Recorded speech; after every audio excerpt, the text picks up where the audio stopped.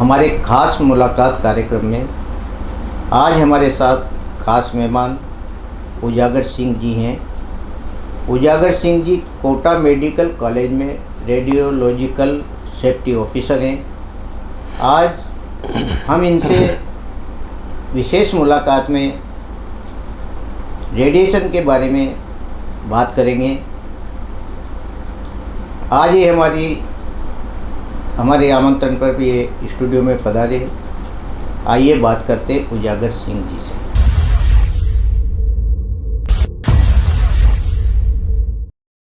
उजागर सिंह जी, आपका हमारे स्टूडियो में बहुत बहुत स्वागत है। सबसे पहले आप सभी का धन्यवाद, आपने मुझे मौका दिया यहाँ आने का और इस चर्चा के लिए बुलाया। आप एसटीएन परिवार का सभी का मैं हार्दिक अभिनंदन करता हूँ। उजागर सिंह जी, आप मेडिकल कॉलेज में रेडियोलॉजिकल सेफ्टी ऑफिसर हैं जी। हम आपसे रेडिएशन पर बात करेंगे। ये रेडिएशन है क्या, ये कितने प्रकार के होते हैं और सर्वप्रथम एक्सरे की खोज किसने की, हमारे दर्शकों को आप बताएं।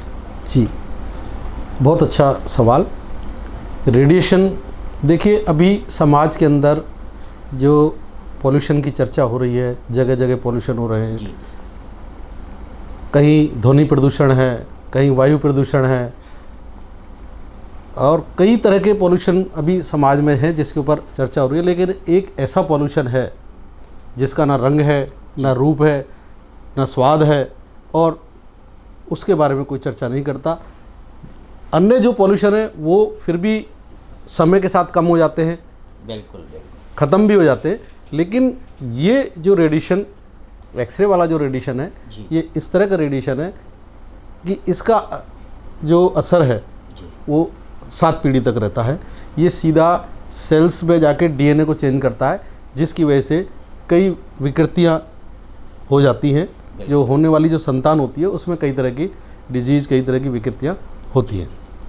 तो जैसा कि अभी आपने पूछा कि भाई आखिर ये एक्सरे या रेडिएशन है क्या। जी। रेडिएशन एक तरह की ऊर्जा है जो कणों और तरंगों के रूप में संचलित होती है। ये एक ऊर्जा है, एनर्जी है ये, ठीक है ना साहब। अब रेडिएशन वैसे सभी जगह व्याप्त है, रेडिएशन सभी जगह व्याप्त है और पूरे वर्ल्ड में, पूरे ब्रह्मांड में सभी जगह रेडिएशन है। और रेडिएशन का 2 प्रकार का रेडिएशन है ये। एक तो होता है आयोनाइजिंग रेडिएशन और एक होता है non ionising radiation. Ionising radiation वो रेडिएशन है जो किसी पदार्थ या शरीर के ऊतक के परमाणु से इलेक्ट्रॉन को बाहर करने की पावर रखता है। कोई ऐसा रेडिएशन, ऐसा विकिरण जो किसी पदार्थ या टिश्यू के परमाणु से इलेक्ट्रॉन को बाहर कर दे, दैट्स कॉल्ड आयोनाइजिंग रेडिएशन, यानी आयनकारी विकिरण, जो कि हमारी बॉडी के लिए हार्मफुल है, नुकसानदायक होता है। और एक होता है नॉन आयोनाइजिंग रेडिएशन। वो इस तरह का रेडिएशन होता है, वो विकिरण होता है जो किसी भी पदार्थ या शरीर के ऊतक के परमाणु से इलेक्ट्रॉन को बाहर करने की क्षमता नहीं रखता। वो सिर्फ कंपित करता है उसको, लेकिन उसको बाहर नहीं कर सकता। तो वो गैर आयनकारी विकिरण कहलाता है, जिसका हमारे बॉडी के ऊपर कोई इफेक्ट नहीं होता। अब चर्चा ये है कि भाई जो आयोनाइजिंग रेडिएशन है वो किस में पाया जाता है और गैर आयनकारी विकिरण है वो किस में पाया जाता है। आयोनाइजिंग रेडिएशन के अंदर जितनी भी एक्सरे जनित मशीनें हैं, इन सब में आयोनाइजिंग रेडिएशन होता है। और एमआरआई और सोनोग्राफी, ये गैर आयनकारी विकिरण इनसे निकलता है। यूँ जैसे अपन देखें कि सूर्य का प्रकाश है, ठीक है सर। अभी अपन जैसे सर्दी में सूर्य का प्रकाश, सूर्य की रोशनी अपन को बहुत भाती है, और वही रोशनी गर्मी में अपन को चुभती है। अपन ज़्यादा देर उसकी गर्मी में नहीं रह सकते। तो ये भी एक प्राकृतिक रेडिएशन है। तो प्रकृति में रेडिएशन सभी जगह व्याप्त है। अलग अलग भौगोलिक स्थिति के हिसाब से अलग अलग जगह पे ये रेडिएशन पाया जा रहा है। अगर अपन देखें पूरे वर्ल्ड में 1 से लेके 3 मिलीसीवर्ट पर ईयर पर पर्सन, ये जो रेडिएशन है, जो प्राकृतिक रेडिएशन है, ये पूरे ब्रह्मांड में व्याप्त है और 1 से लेके 3 मिलीसीवर्ट तक सभी जगह व्याप्त है। ये अलग अलग भौगोलिक स्थिति से है। और वैश्विक स्तर अगर इसका अपन देखें तो 2.4 मिलीसीवर्ट पर ईयर पर पर्सन ये रेडिएशन अपन को लगता है। बिल्कुल, क्योंकि ये प्राकृतिक रेडिएशन है, इसलिए इसका अपने शरीर पर कोई ऐसा इफेक्ट नहीं आता है। बिल्कुल सर, तो मैन मेड जो रेडिएशन है उसके बारे में दर्शकों को समझें। जी, तो जैसा कि ये प्राकृतिक रेडिएशन का आपने देखा, क्योंकि ये प्रकृति के द्वारा उत्पन्न रेडिएशन है, तो इस पे कोई किसी का कंट्रोल भी नहीं है, क्योंकि प्राकृतिक रेडिएशन है और जो कि हमारे लिए इतना हार्मफुल नहीं है। दूसरा होता है मैन मेड रेडिएशन, यानी कि आदमी के द्वारा बनाया गया रेडिएशन। मैन मेड रेडिएशन में X ray machine, CT scan, international radiography, CRM machine, dental मशीनें, मेमोग्राफी और बीएमडी, बोन मिनरल डेंसिटोमीटर, ये लगभग ये सारी मशीनें इसमें आती हैं और इनसे जो रेज निकलती है वो हार्मफुल होती है और वो आयनकारी विकिरण निकालती है। तो इनसे जो इफ़ेक्ट बॉडी पे पड़ता है, इसलिए इस सब को कंट्रोल करने के लिए एक संस्था है AERB, atomic energy regulatory board, परमाणु ऊर्जा नियामक परिषद। ये इसको रेगुलेट करती है। पूरे भारत के अंदर जितनी भी रेडिएशन वाली मशीनें हैं उनको रेगुलेट करने के लिए AERB नियम बनाए हुए हैं। उजागर सिंह जी, आपने जो ये अपना एक बिल्ला लगा रखा है, जी, इसका महत्व क्या है? जी, दर्शकों को बताएं। ये TLD बैज है। जी, जो भी रेडिएशन वर्कर होते हैं उन सभी को लगाना होता है। रेडिएशन फील्ड में जब हम काम करते हैं तो जो रेडिएशन हमारी तरफ आ रहा है, जो हमें लग रहा है हमारी बॉडी, ये रोकने का काम नहीं करता, ये उसको काउंट करता है। बिल्कुल, जो रेडिएशन हमारी बॉडी को लगा उसको काउंट करता है और ये क्वार्टरली आता है। और ये रेंटेक लेबोरेटरी है बॉम्बे में, वहाँ से हमें हर 3 महीने में इशू होता है, पुराना वाला चला जाता है, नया आता है। अच्छा, और हमें कितना रेडिएशन लगा इस बीच, इसकी जांच वो लोग करते हैं और हमें पूरी रिपोर्ट भेजते हैं। AERB से जो प्रेस्क्राइब्ड है, बिल्कुल, उसमें ये बताया गया है कि क्वार्टरली 10 मिलीसीवर्ट से ज़्यादा रेडिएशन किसी वर्कर को नहीं लगना चाहिए और साल में 20 मिलीसीवर्ट से ज़्यादा रेडिएशन नहीं लगना चाहिए। मिलीसीवर्ट इसका माप है, जैसे हर चीज़ का माप होता है, तो ये रेडिएशन का मिलीसीवर्ट माप है। तो एक साल में 20 मिलीसीवर्ट से ज़्यादा रेडिएशन किसी रेडिएशन वर्कर को नहीं लगना चाहिए। किसी परिस्थिति में 30 मिलीसीवर्ट लग जाए किसी साल में, लेकिन 5 साल में 100 मिलीसीवर्ट से ज़्यादा रेडिएशन नहीं लगना चाहिए, ये AERB का कहना है। यदि किसी रेडिएशन वर्कर को ऐसा होता है कि 100 मिलीसीवर्ट से ज़्यादा लगता है, तो उसके फिर टेस्ट होते हैं, CA टेस्ट होता है और उस रेडिएशन वर्कर को वहाँ से रेडिएशन के फील्ड से हटा दिया जाता है। उजागर सिंह जी, आप बता रहे इसके इस तरह के नियम हैं, लेकिन राजस्थान में ऐसे कई संस्थान हैं जो देखने में आते हैं, इन नियमों का तो कहीं पालन कहीं नज़र नहीं आता। जिस तरह के क्या नियम हैं इनके, और किस तरह उनमें जो चिकित्सा कर्मी या रेडियोग्राफर जो काम करते हैं उनके लिए क्या AERB ने नियम बना रखे हैं? देखिए, भारत सरकार के द्वारा एक संविधान परमाणु ऊर्जा अधिनियम 1962 बनाया गया, जिसे भारत के राष्ट्रपति द्वारा 1986 में लागू किया गया। और atomic energy radiation protection rule 2004 बना, जिसके तहत ये जो रेडिएशन वाली मशीनें हैं, इन रेडिएशन वाली मशीनों का जो लाइसेंस दिया जा रहा है AERB के द्वारा, वो atomic energy radiation protection rule 2004 के तहत सब मशीनों का रजिस्ट्रेशन होता है। राजस्थान में लगभग 7,698 मशीनें जो रजिस्टर्ड है AERB के पास।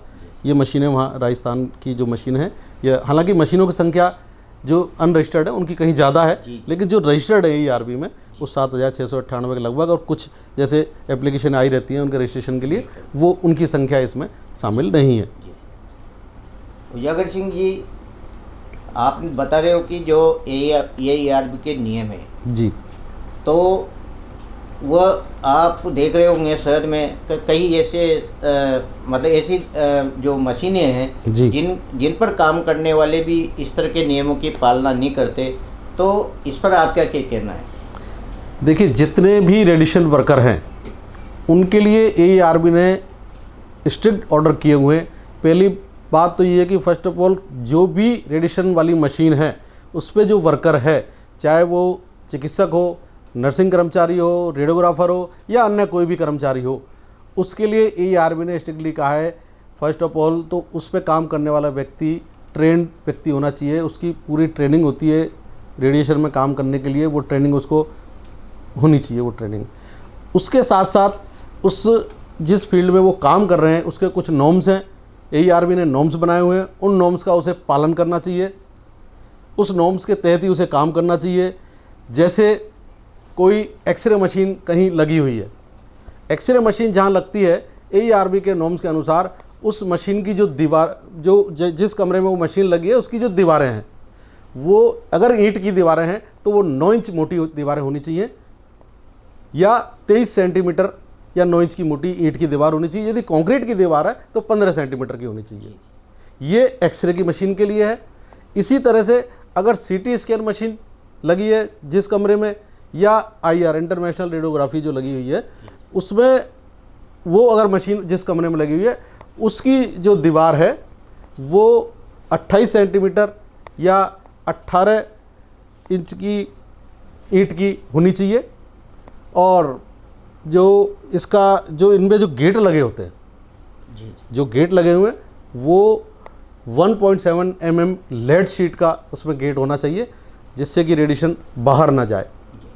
अगर उस रूम में, जैसे एक्सरे का कोई रूम है, उसमें कोई अगर विंडो है तो वो विंडो 2 मीटर से ऊपर, 6 फीट से ऊपर होनी चाहिए जिससे रेडिएशन बाहर ना जाए। तो ये एक AERB के नॉर्म्स AERB ने बनाए हुए हैं, उन नॉर्म्स का पालन करना चाहिए। और जब एक्सरे कर रहे हैं उस वक्त विशेष ध्यान रखना है एक्सरे रूम के अंदर जिस व्यक्ति का एक्सरे हो रहा है सिर्फ वही व्यक्ति रहे, उसके अलावा अन्य व्यक्ति ना रहे। यदि किसी परिस्थिति में पेशेंट के साथ अटेंडेंट का रहना ज़रूरी है या उसको होल्ड करना है, पकड़ना है उसे, जैसे बच्चे होते हैं उसका एक्सरे करना रहता है, तो ऐसी स्थिति में अंदर जो पेशेंट का अटेंडेंट रह रहा है उससे लेड एप्रिन पहनाई जाए। लेड एप्रिन जो कि 0.25 mm लेड का एक एप्रिन होता है जिससे रेडिएशन नहीं लगता है, तो उसको एप्रिन पहनाकर तब उसे रूम के अंदर रहने दिया जाए। उजागर सिंह जी, आपने बहुत अच्छी बात बताई कि जब इस तरह एक्सरे या कोई इस तरह की जांच होती है उसमें आम जन को प्रवेश नहीं करना चाहिए।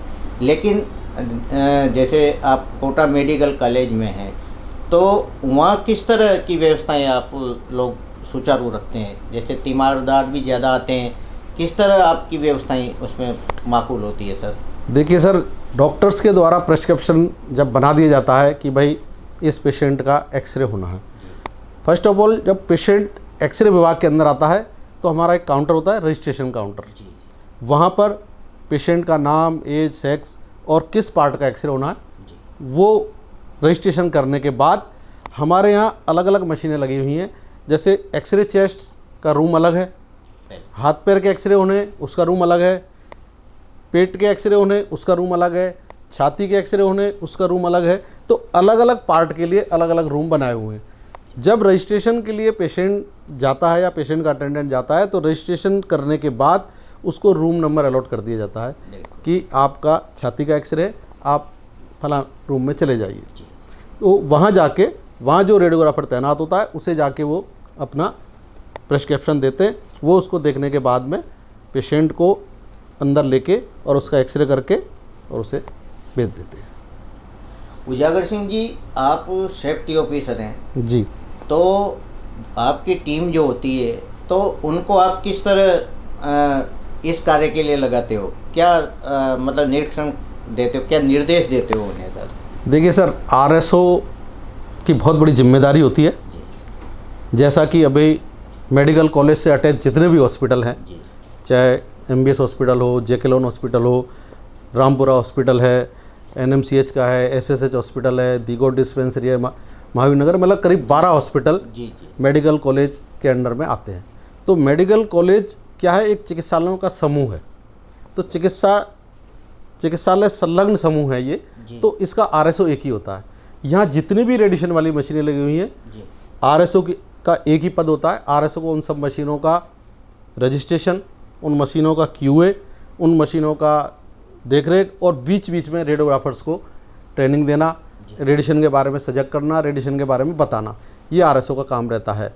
तो जब किसी विभाग में कोई मशीन आती है, उसका प्रोसीजर ये रहता है, फर्स्ट ऑफ ऑल जिस पार्टी के नाम टेंडर हुआ कि इसको ये एक्सरे मशीन लगानी है, जब उसके नाम टेंडर हो जाता है तो वो प्रिंसिपल को रिक्वेस्ट करते हैं कि आप हमें परमिशन दें। प्रिक्योरमेंट होता है मशीन जहाँ मैन्युफैक्चर हो रही है वहाँ से मशीन को यहाँ तक लाने का, ये प्रिक्योरमेंट कहलाता है, जो कि RSO द्वारा दिया जाता है।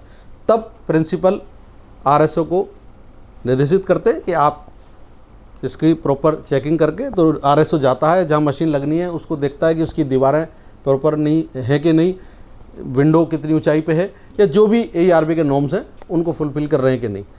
यदि कोई कमी होती है तो उसका पूरा कराने के बाद RSO उसका प्रिक्योरमेंट AERB के द्वारा जारी करते हैं, तब वो मशीन आती है। इसमें मैं ये बात आपको बताना चाहूँगा, AERB के नॉर्म्स हैं कि manufacturer, supplier end user should be registered in AERB। इन तीनों का AERB में रजिस्टर्ड होना ज़रूरी है, ये रूल है, ये नियम है, और ये AERB इस पर बहुत स्ट्रिक्ट है, क्योंकि कई जगह आज भी ऐसी मशीनें चल रही हैं जहां उन मशीनों का कोई रजिस्ट्रेशन नहीं है।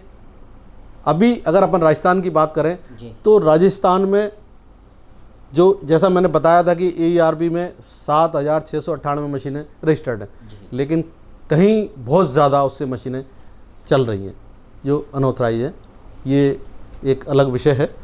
तो ये जो जब प्रिक्योरमेंट मिल जाता है, मशीन आ जाती है, फिर मशीन का इंस्टॉलेशन होता है। RSO को बार बार देखना रहता है कि प्रॉपर वे में इंस्टॉलेशन हो रहा है कि नहीं, और जब इंस्टॉलेशन हो जाता है तो फिर उसका QA किया जाता है, क्वालिटी एश्योरेंस, यानी कि जो मशीन आई है वो मशीन जितने MA की है उतने MA पे काम कर रही है कि नहीं, कहीं ज़्यादा रेडिएशन तो नहीं निकाल रही, रेडिएशन कहाँ तक उसका प्रॉपर आ रहा है, ये सारी चीज़ें RSO के द्वारा चेक की जाती हैं। तो जब QA हो जाता है तो RSO उस रिपोर्ट को कंपनी वालों को देता है, कंपनी फिर अपनी साइट से AERB की साइट पे अपलोड करती है, तब AERB RSO को निर्देश देती है कि आप एक बार पुनः चेक करके और इसका लाइसेंस जारी करें। उजागर सिंह जी, आपने बहुत अच्छी बात बताई कि मेड रेडिएशन ये एक बहुत खतरनाक प्रदूषण है, तो इसके बचाव के लिए क्या संदेश आप देना चाहते हैं? बहुत अच्छी बात बताई सर आपने। जैसा कि रेडिएशन की अपन ने चर्चा की, बहुत हार्मफुल है और ये सेल्स में जाके वो करता है, और बाकी के और जो प्रदूषण है जिनको अपन देख रहे हैं, सुन रहे हैं, रोज़ अखबारों में भी आता है, चर्चाएं होती हैं, लेकिन चूंकि इस रेडिएशन के बारे में, इस प्रदूषण के बारे में किसी को जानकारी नहीं है, पता नहीं है, ये ना दिख रहा है, ना महसूस हो रहा है, ना इसका स्वाद है, ना रंग है, ना रूप है, ये तो एक रेडिएशन है और एनर्जी है, तुरंत निकलती है और जिसका इफ़ेक्ट अपनी बॉडी पे होता है, और इसका इफ़ेक्ट इतना है कि 7 पीढ़ी तक इस पर इफ़ेक्ट रह रहा है, क्योंकि ये सीधा जाके DNA में चेंज कर देता है, जो अपने सेल्स होते हैं, सेल्स का DNA उसमें जाके ये चेंज करता है। तो इससे बचने के लिए फर्स्ट ऑफ ऑल, जब भी हम चाहे सरकारी हॉस्पिटल में जा रहे हैं या प्राइवेट किसी संस्थान में जा रहे हैं और हमें एक्सरे कराना है, तो फर्स्ट ऑफ ऑल उस मशीन का लाइसेंस देखें। AERB द्वारा किसी भी मशीन को चलाने के लिए 5 साल के लिए लाइसेंस दिया जाता है। वो लाइसेंस AERB की गाइडलाइन के अनुसार मशीन पे लगा होना चाहिए, जिससे आम जन या जो एक्सरे कराने आ रहा है पेशेंट, उसको दिख जाए कि ये लाइसेंस शुदा मशीन है और ओके है। प्लस QA जो कि 2 साल में होता है, QA का भी सर्टिफिकेट उस पर लगा होना चाहिए। तो मेन 2 चीज़ें अपन को वहाँ देखनी है कि मशीन AERB से रजिस्टर्ड है कि नहीं, इसका लाइसेंस प्रॉपर है कि नहीं, QA इसका है कि नहीं, और तीसरा जो वहाँ वर्कर है, जो रेडियोग्राफर है, जो डॉक्टर है, जो टेक्नीशियन है, जो वहाँ उस पर काम कर रहा है उस मशीन पे, वो ट्रेंड है कि नहीं, उसने इसका, अगर रेडियोग्राफर है उसने इसका डिप्लोमा किया है कि नहीं। तो ये बहुत ज़रूरी है। AERB के रूल्स के अनुसार इनका ट्रेंड होना और AERB में रजिस्टर्ड होना ज़रूरी है। उजागर सिंह जी, आपने नियम बताए कि भाई एक्स्ट्रा जो मशीन हो उसकी दीवार मोटाई कितनी होनी चाहिए, दरवाज़ा वो स्पेस क्या होना चाहिए, लेकिन कई बार हम देखते हैं कि एक ही हॉल में पर्दे लगा के अलग अलग मशीनों पे इस तरह का वो कार्य किया जाता है, तो ये मतलब इस नियम के अधीन तो नहीं आता सर। तो इसके लिए क्या मतलब प्रशासन क्या व्यवस्था करता है? सर देखिए, AERB का जो रूल है वो सभी को फॉलो करना होता है, चाहे वो सरकारी संस्थान हो या वो निजी संस्थान हो। AERB के नॉर्म्स हैं वो सभी को फॉलो करने हैं। भारत सरकार ने जो नियम बनाए हैं परमाणु संरक्षण अधिनियम, इसको हमें फॉलो करना है, और atomic energy radiation protection rule 2004 उसके तहत हमें ये लाइसेंस लेके हमें काम करना है। अब कुछ लोग इसकी अवहेलना करते हैं, आम पब्लिक को इसके बारे में पता नहीं है, इसके लिए जागरूकता की बहुत ज़रूरत है। आम लोगों को पता नहीं है। जैसे कि अगर अपन इस उदाहरण को देखें कि कोई बच्चा है, छोटा बच्चा है, उसके सामने सांप आ जाए तो वो उस सांप के साथ खेलने लग जाएगा, क्योंकि उसे पता नहीं है कि सांप है। यदि आपके और हमारे सामने सांप आ जाए तो अपन तुरंत डर जाएंगे, सजग हो जाएंगे, क्योंकि अपन जानते हैं कि सांप खा जाएगा, काट जाएगा, इसमें जहर है। उसी तरह से आम पब्लिक को, पेशेंट को पता नहीं है कि रेडिएशन क्या है, इससे कितना नुकसान हो सकता है, कितना हार्मफुल है हमारे लिए। तो आम पब्लिक में जागरूकता की ज़रूरत है। मैं आपके चैनल के माध्यम से प्रशासन से भी कहना चाहूँगा, आम जन से भी मैं आग्रह करूँगा कि जब भी वो एक्सरे कराएं, ट्रेंड व्यक्ति से एक्सरे कराएं, मशीन का रजिस्ट्रेशन देखें, QA क्वालिटी एश्योरेंस उस मशीन का होना ज़रूरी है, और किसी मशीन के बारे में विशेष उनको और कोई ज़्यादा जानकारी चाहिए हो तो जैसा कि मैं मेडिकल कॉलेज में हूँ, मुझसे इसकी जानकारी आप प्राप्त कर सकते हैं।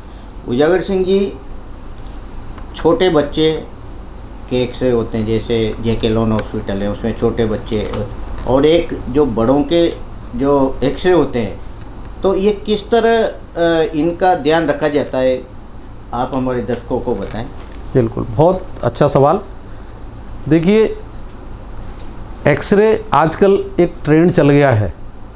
जब से राजस्थान सरकार ने एक्सरे फ्री किए हैं, आजकल खुद पेशेंट आगे होकर कह देता है, साहब था तो माँ को एक्सरे करा लो जी आप मेरा एक्सरे करा लीजिए जी। ये परिपाटी गलत है। एक्सरे आवश्यक हो, बहुत ज़रूरी हो, तभी एक्सरे कराना चाहिए।